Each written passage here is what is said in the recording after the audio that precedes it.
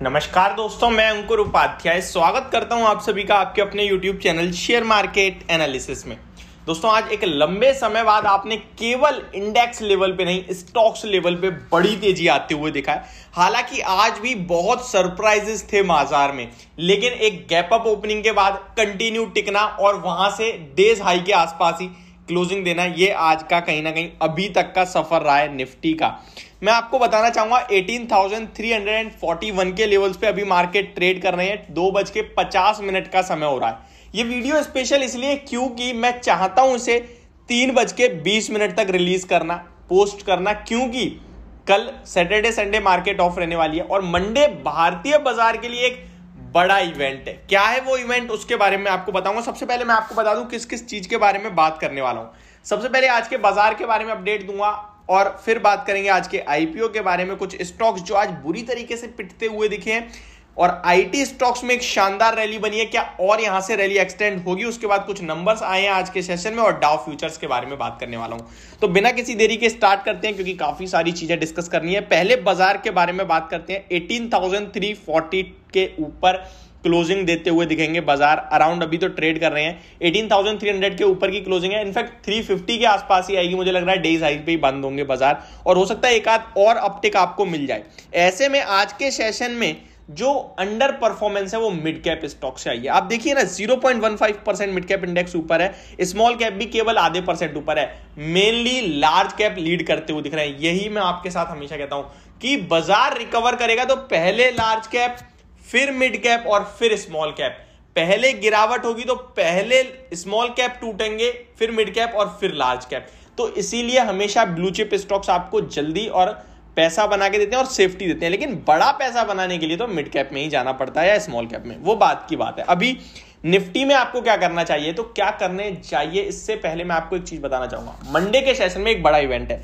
कल जो अमेरिका के बाजार में तेजी आई, उसके पीछे का रीजन था सीपीआई इन्फ्लेशन डाटा, जो कि बाजार को बहुत अच्छा लगा। अक्टूबर का हमारा इन्फ्लेशन का डाटा भी आपके लिए मंडे को आता हुआ दिखेगा, तो उसके बाद हमारे भारतीय बाजार कैसा रिएक्ट करेंगे, वो एक इवेंट बेस्ड ट्रेड हो जाएगा।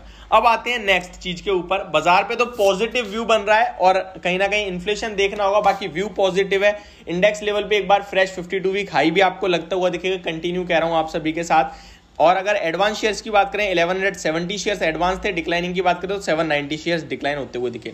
अब बात करते हैं आज के आईपीओ के बारे में। तो डीसीएक्स सिस्टम के बारे में बात करें तो यहाँ पे 50% की तूफानी रैली के साथ ये स्टॉक कहीं ना कहीं डेब्यू करता हुआ दिख रहा है आप सभी को।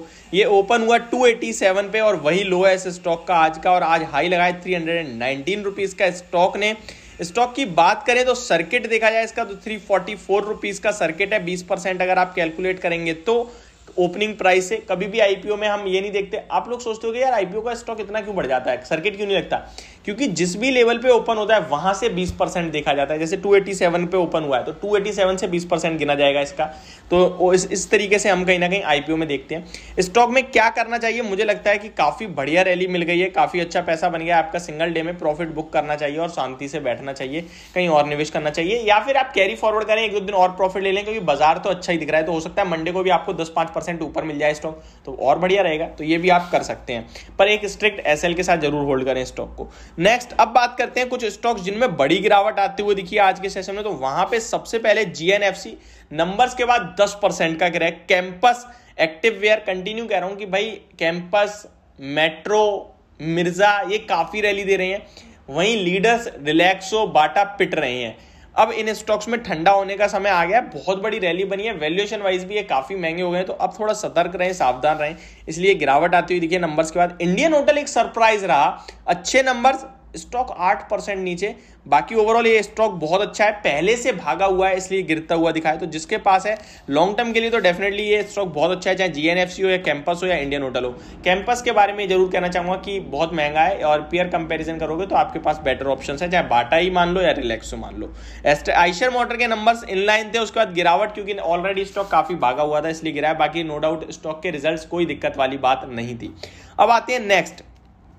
आईटी स्टॉक्स आज के सेशन में मार्केट को लीड करते हुए दिखे। 3.7% की रैली आपको आईटी स्टॉक से दिख रही है।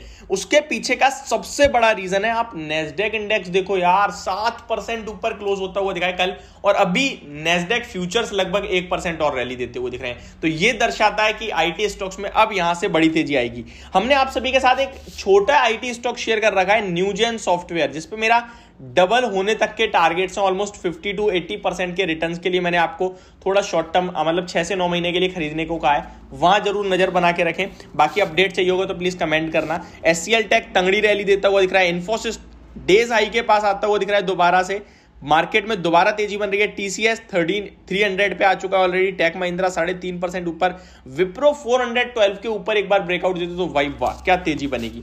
अब आते हैं कुछ Q2 के नंबर्स, उसमें हिंडाल्को और आइशर मोटर नंबर्स इनलाइन मानेंगे। हिंडाल्को ऊपर हो गया इनलाइन नंबर्स के बाद, और आइशर मोटर गिर गया। हिंडाल्को पहले से नीचे था तो ऊपर आ गया, आइशर मोटर पहले ऊपर था तो नीचे आ गया, बाकी कुछ भी नहीं है। अब आते हैं लास्ट चीज के बारे में बात करते हैं, डाउ फ्यूचर्स कैसे दिख रहे हैं इस समय। भाई पॉजिटिव दिख रहे हैं, जैसे मैंने आपको बताया, चाहे नेस्डेक फ्यूचर्स देख लीजिए या फिर आप डाउ फ्यूचर्स देख लीजिए, दोनों ही जगह आपको रैली दिख रही है।